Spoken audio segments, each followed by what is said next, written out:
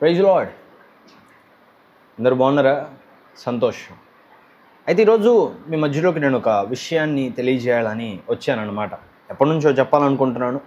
మరి యేసుక్రీస్తు ప్రభు ఇప్పుడు నాకు అనుగ్రహించినటువంటి ఇట్టి అవకాశమును బట్టి నేను దేవునికి స్తోత్రములు చెల్లిస్తున్నాను. సరే, అయితే మోస్ట్ ఆఫ్ ద డే నేను ఒక క్వశ్చన్కి సమాధానం చెప్పాలి అనేటువంటి ఆలోచన మీద వచ్చాను. చాలామంది యెహోవా దేవుడు, యేసుక్రీస్తు ప్రభువారు, పరిశుద్ధాత్మ దేవుడు, ఈ ముగ్గురు వేరా, ఒకటా, లేకపోతే ఏంటి అనేటువంటి సమాధానాల మీద సతమతమవుతూ ఉంటారు. అయితే మీ అందరికి కూడా నేను దీని గురించి ఒక క్లారిటీ ఇవ్వాలి అని ఆశిస్తున్నాను దేవుని దయ వల్ల. అయితే చాలామంది చాలా క్వశ్చన్స్ ఈ యొక్క అంటే చాలామందికి ఈ యొక్క విషయంలో చాలా క్వశ్చన్స్ ఉంటాయి. కొంతమందికి ఎలా ఉంటుందంటే యెహోవా, యేసయ్య, పరిశుద్ధాత్ములు ముగ్గురు వేరు అంటే మనకు ముగ్గురు దేవుళ్ళ అని కొంతమందికి ఆలోచన ఉంటుంది. లేకపోతే యెహోవా, యేసయ్య, పరిశుద్ధాత్ములు ముగ్గురు ఒకటే, రూపాలు మార్చుకొని ఆయా కాలాలలో రూపాలు మార్చుకొని వచ్చారు అని కొంతమందికి ఒక ఆలోచన, లేకపోతే ఒక ప్రశ్న ఇలా వచ్చారు అని చెప్తూ ఉంటారు. ఇంకొంతమందికి ఎలా ఉంటుందంటే యెహోవా ఒక్కడే దేవుడు, యేసయ్య, పరిశుద్ధాత్ములు దేవుళ్ళు కాదు, యెహోవా మాత్రమే దేవుడు, వీళ్ళిద్దరూ దేవుళ్ళు కాదు, కేవలం యేసయ్య ఒక బోధకుల్లాగా పరిశుద్ధాత్మ దేవుడిని మనకిచ్చాడు అన్నట్టుగా మాట్లాడుకుంటూ ఉంటారు. యెహోవా దేవుడు మాత్రమే దేవుడు అన్నట్టుగా మాట్లాడుతూ ఉంటారు. ఇంకొంతమంది ఎలా ఉంటుందంటే యెహోవా పాతకాలపు అంటే పాత నిబంధనకు చెందినవాడు, అయితే యేసయ్య ఇప్పుడు మన అంటే న్యూ టెస్టిమెంట్కి చెందినవాడు కాబట్టి యేసయ్య ఒకడే దేవుడు అని కొంతమంది మాట్లాడుతూ ఉంటారు. యెహోవా దేవుడు పాత నిబంధన, యేసయ్య కొత్త నిబంధన అని వేరువేరుగా మాట్లాడుతూ ఉంటారు. ఇంకొంతమందికి ఎలా ఉంటుందంటే ఇప్పుడు పరిశుద్ధాత్మ ఉన్నాడు కాబట్టి పరిశుద్ధాత్మ ఒక్కడే దేవుడు అని మాట్లాడతారు. ఇప్పుడు పరిశుద్ధాత్ముడే కాబట్టి మనకిచ్చింది ఆయన మాత్రమే దేవుడు, మిగతా ఇద్దరిని మనం అంత కౌంట్లో వేసుకోవాల్సిన అవసరం లేదు అన్నట్టుగా కొంతమంది మాట్లాడుతూ ఉంటారు. ఇంకొంతమంది ఎలా ఉంటుందంటే ఆలోచన, పరిశుద్ధాత్మ దేవుడు, పరిశుద్ధాత్ముడు అనేవాడు అసలు లేడు, అదంతా కేవలం బూటకం మాత్రమే అనుకునేవాళ్ళు కొంతమంది. ఇలా సెవరల్ పీపుల్కి several answers and several questions ఉంటాయి. చాలామందికి ఇలాంటి చాలా వివిధ ఆలోచనలతో ఉంటూ ఉంటారు. పరిశుద్ధాత్ముడు ఆయన మనం అంతా పట్టించుకోవాల్సిన అవసరం లేదు, లేకపోతే యెహోవా పాత నిబంధనకు చెందినవాడు కాబట్టి యేసయ్య చాలు, లేకపోతే యేసయ్య కాదు. ఇంకొంతమందికి ఎలా ఉంటుందంటే యెహోవాని నమ్మితే చాలు, యేసయ్యను నమ్మాల్సిన అవసరం లేదు. ఇలాంటి ఆలోచన అంటే ఇలా సెవరల్ కైండ్స్ ఆఫ్ ఆలోచన చాలామందికి ఉంటుంది. బట్ రిమెంబర్ దిస్ త్రిత్వంలో ఏకత్వమయ్యున్న దేవుడు, మనకి ముగ్గురు దేవుళ్ళు కాదండి, ఒక్కడే దేవుడు. ఆమేన్. మనకి ముగ్గురు దేవుళ్ళు కాదండి, ఒక్కడే దేవుడు. ఆమేన్. అయితే మన దేవుడు త్రిత్వంలో ఏకత్వమై ఉన్నవాడు, ట్రియూనిటీ అని అంటారు ఇంగ్లీష్లో. త్రిత్వంలో ఏకత్వం అయి ఉన్నటువంటి వాడు మనం నమ్ముకున్నటువంటి దేవుడు, మనం ఆరాధిస్తున్నటువంటి దేవుడు, ఎవరిని తీసేయడానికి లేదు. అయితే ఒకటి నేను మీకు ఒక ఎగ్జాంపుల్గా దీనికి సంబంధించి వివరణాస్పదంగా కొంచెం ఎగ్జాంపుల్గా ఒక విషయాన్ని నేను మీతో చూపించాలనుకుంటున్నాను. సరే, ఫైన్. ఇప్పుడు నా చేతిలో ఉన్న దీన్ని ఏమంటారు? కనబడుతుందిగా, వాట్ ఈజ్ ఇట్ కాల్డ్? దీన్ని ఎగ్ అని అంటారు, రైట్? దీన్ని ఎగ్ అని అంటారు. అయితే ఇప్పుడు ఇది గుడ్డేగా, దీన్ని ఏమంటారు? దీన్ని ఎగ్ అనేగా పిలిచేది. సరే, అయితే ఇప్పుడు చూద్దాం ఒకసారి.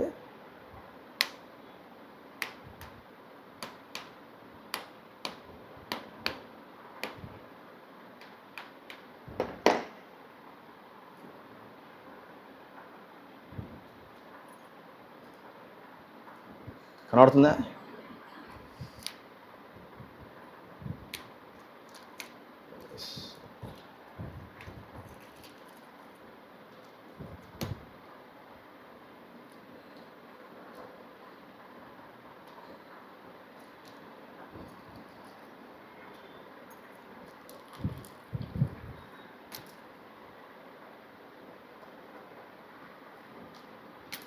ఓకే, ఇప్పుడు దీన్ని ఏమంటారు?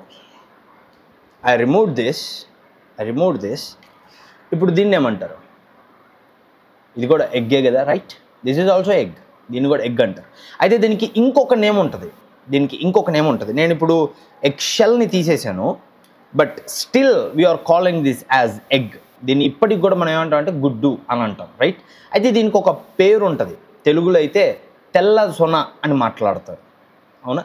ఓకే, ఇంగ్లీష్లో అయితే ఎగ్ వైట్ అని అంటారు. ఓకేనా, ఇప్పుడు ఇది కూడా గుడ్డే, రైట్? డిఫరెంట్ నేమ్ ఉండొచ్చు, but this is also a egg. ఓకేనా, సరే. ఇప్పుడు ఇంకొక విషయాన్ని చూడండి. I'm removing this. Okay, fine.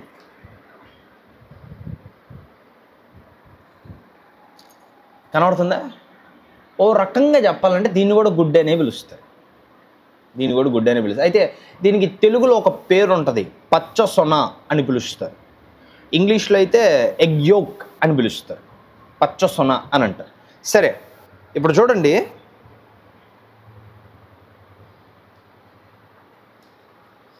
ఈ మూడింటిని కలిపి వీఆర్ కాలింగ్ యాజ్ ఎగ్. ఓకేనా, ఈ మూడింటిని కలిపి మనం దీన్ని గుడ్డు అని పిలుస్తాం. Even though I removed one thing, ఒక పార్ట్ని నేను తీసేసిన, ఇట్స్ స్టిల్ ఇది ఇంకా గుడ్డే. ఓకేనా, సరే. రెండో పార్ట్ని నేను తీసిన, ఇది గుడ్డే.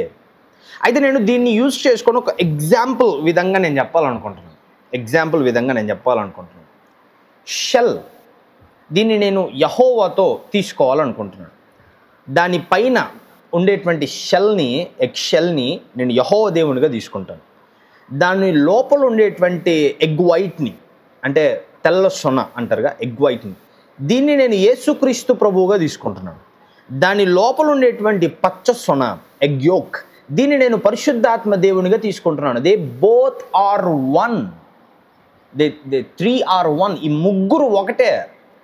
ఓవరాల్గా ఈ మూడింటిని కలిపి మనం ఏమని పిలుస్తాం? ఎగ్ అని పిలుస్తాం. ఈ ముగ్గురిని కలిపి మనం గాడ్ అని పిలుస్తాం. They are not different. వారు ముగ్గురు వేరు కాదు, ఆ ముగ్గురు ఒకటే. ఇప్పుడు వీటికి గుడ్డు అని పేరున్నట్టుగా ఒకదానికి ఎగ్షెల్ అని పేరుంది, యెహోవా. ఒకదానికి ఎగ్ వైట్ అని పేరుంది, యేసయ్య. ఒకదానికి ఎగ్ యోక్ అని పేరుంది, పరిశుద్ధాత్మ దేవుడు. అయితే మూడింటిని కలిపినప్పుడు వి కాల్ ఇట్ ఎగ్. మూడింటిని కలిపినప్పుడు మనము ఎలాగైతే గుడ్డు అని పిలుస్తున్నామో, ఆ ముగ్గురు కలిసినప్పుడు we call them all God. మనకున్నది ఒకే దేవుడు. హల్లెలూయా.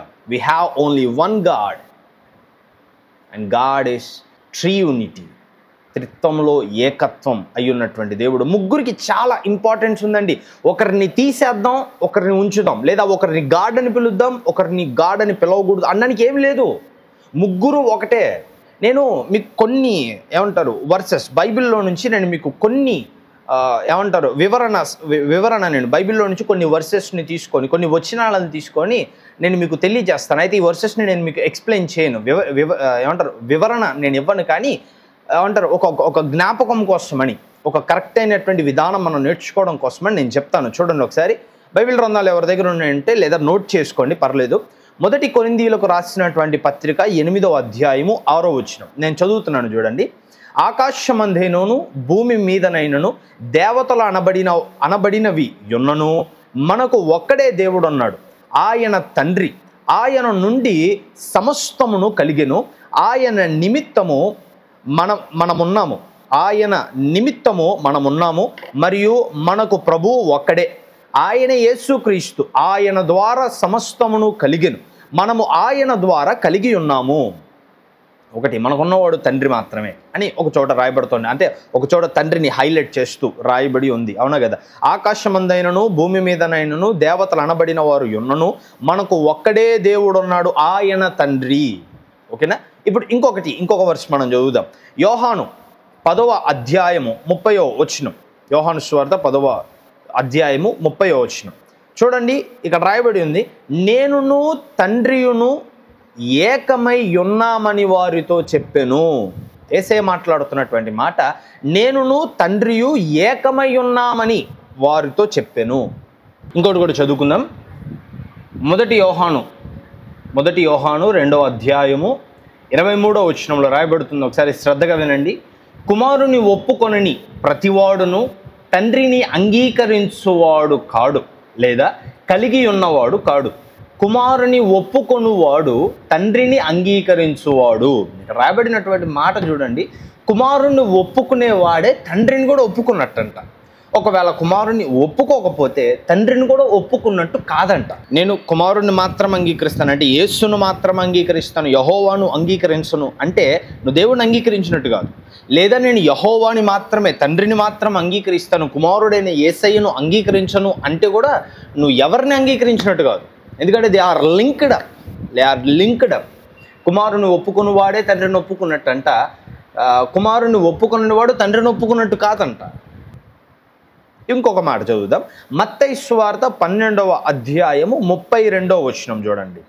మనుష్య కుమారునికి విరోధముగా మాటలాడువానికైనను పాప క్షమాపణ కలదు గాని పరిశుద్ధాత్మకు విరోధముగా మాటలాడువానికి ఈ యుగమందైనను రాబోవు యుగమందైనను పాప క్షమాపణ లేదు. పరిశుద్ధాత్మ దేవుని గురించి యెహోవా ఇచ్చినటువంటి స్టేట్మెంట్ ఇది. ఏమంటున్నాడు?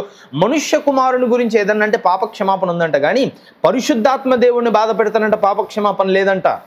ఒక చోట తండ్రి గురించి రాయబడి ఉంది, ఒక చోట కుమారుని గురించి రాయబడింది, ఒక చోట పరిశుద్ధాత్మని గురించి రాయబడింది. కానీ ఈ మూడింటిని చూస్తే ఎవ్వరూ తక్కువ లేరు.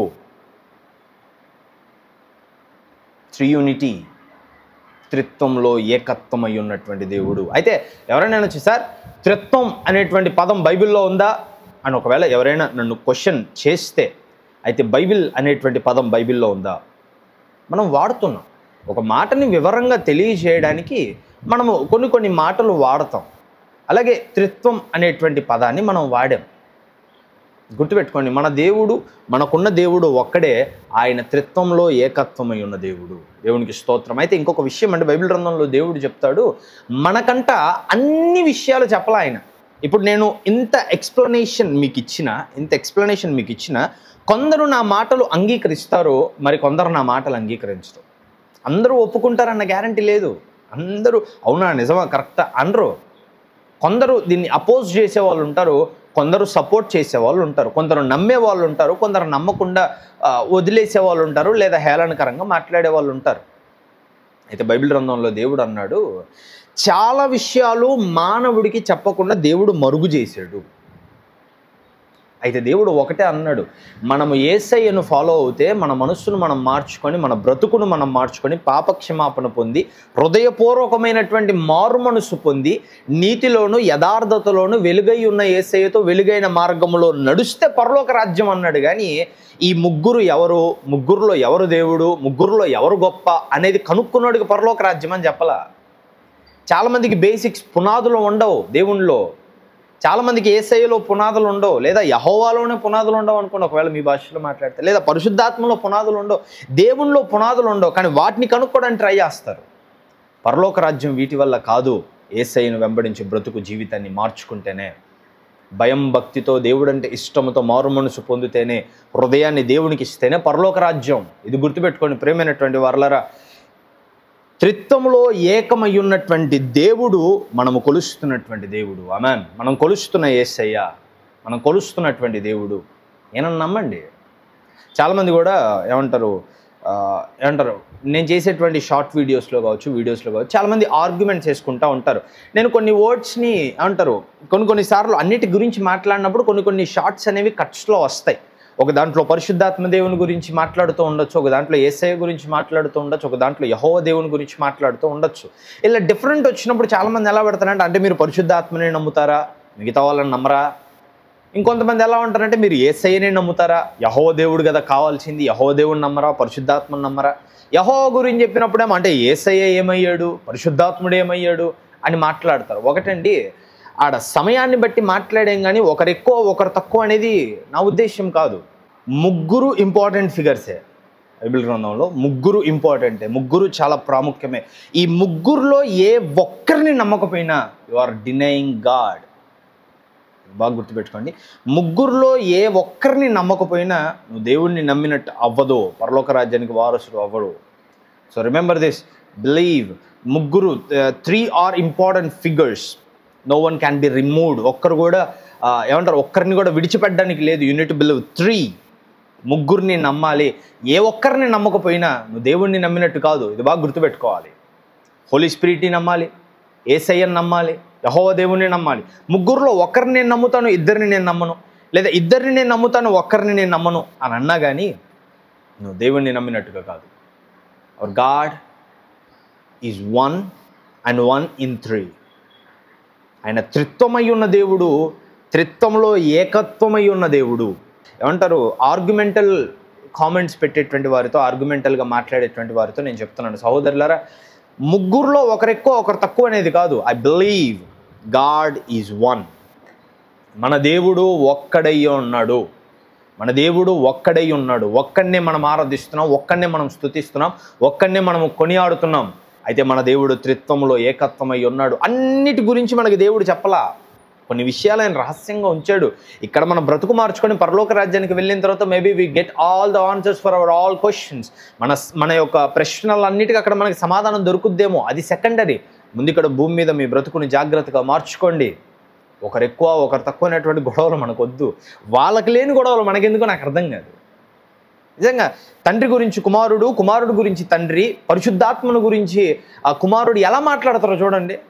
వాళ్ళు బాగానే ఉన్నారు, త్రిత్వంలో ఏకత్వమై ఉన్నారు. త్రిత్వంలో ఏకమై ఉన్నటువంటి దేవుడిని మనం ఆరాధిస్తున్నాము. అయితే ఆయన గురించి మనం గొడవ పడుతున్నాము. చాలా కామెడీ అండి ఇది క్రైస్తవుల్లో. గుర్తుపెట్టుకోండి, బిలీవ్ ఇన్ గాడ్. మన దేవుడు ఒక్కడై ఉన్నాడు, మన దేవుడు ఏకమై ఉన్నాడు. హీస్ ట్రియూనిటీ. గుర్తుపెట్టుకోండి, త్రిత్వంలో ఏకత్వమై ఉన్నటువంటి దేవుడిని మనం ఆరాధిస్తున్నాం. ఎలాగైతే ఒకదాన్ని గుడ్డు అనే పిలుస్తున్నాం, కానీ దాంట్లో 3 భాగాలు ఉన్నాయి. అలాగే మనము ఆరాధిస్తున్నటువంటి దేవుడు కూడా ఒక్కడే కానీ త్రిత్వమై ఉన్నాడు. ఒక్కడే కానీ త్రిత్వమై ఉన్నాడు. గుర్తుపెట్టుకోండి, ఒకరు ఎక్కువ ఒకరు తక్కువ అనేది ఏమీ లేదు. సో ప్రియమైనటువంటి దేవుని బిడ్డలారా, ఎప్పుడైనా తెలుసుకోండి, stop wars about gods. Okay, దేవుని గురించినటువంటి గొడవలు ఆపండి. యెహోవా దేవుడు, యేసుక్రీస్తు ప్రభు, పరిశుద్ధాత్మ దేవుడు, ఇలా మాట్లాడుతుంటే చాలామంది ఏమంటారు, ఇది ఒక్కటి చెప్తానండి, కొంచెం టైం అవుతుంటే క్షమించాలి. చాలామంది అనుకుంటారు యెహోవా దేవుడిని ఆరాధించుకుంటూ మిగతా వాళ్ళని ఆరాధిస్తుంటే యెహోవా దేవుడు ఎంత బాధపడుతున్నాడో, యేసయ్యని ఆరాధించుకుంటూ మిగతా వాళ్ళని ఆరాధిస్తుంటే యేసయ్య ఎంత బాధపడుతున్నాడో, పరిశుద్ధాత్మని ఆరాధించుకుంటే మిగతా వాళ్ళని ఆరాధించకపోతే పరిశుద్ధాత్మ దేవుడు ఎంత బాధపడుతున్నారని ఆయా కేటగిరీల వాళ్ళకు ఉందేమో. ఇలా చేస్తున్నానికే బాధపడుతున్నాడు దేవుడు. సో బ్రతుకును మార్చుకోండి. మనకున్న దేవుడు ఒక్కడే. ఆ ఒక్క దేవుడే త్రిత్వమై ఉన్నాడు. ఆ త్రిత్వమై ఉన్న దేవుడే ఒక్కడై ఉన్నాడు. So guys, please listen to the words of God. మీ బ్రతుకుని మార్చుకోండి, మీ జీవితాన్ని మార్చుకోండి. Give the authority on your life to God. దేవునికి మీ మీద ఉన్నటువంటి అథారిటీని యేసయ్యకి ఇవ్వండి. Follow Jesus. ఎందుకంటే దేవుడు అంటాడు, యేసయ్య అంటాడు, నా ద్వారా తప్ప ఎవరు తండ్రిని చూడలేరు, నన్ను చూసిన వాడు నా తండ్రిని చూసినట్టే, నా ద్వారా తప్ప ఎవరు కూడా పరలోక రాజ్యానికి చేరలేరు. So let's believe in God, let's believe in Jesus Christ, let's believe in triunity God. త్రిత్వంలో ఏకమై ఉన్నటువంటి దేవుడిని, త్రిత్వంలో ఏకత్వమై ఉన్నటువంటి దేవుడిని మనం ఆరాధిద్దాం. గుర్తుపెట్టుకొని, మనం ఆరాధిస్తున్న దేవుడు ఒకడే.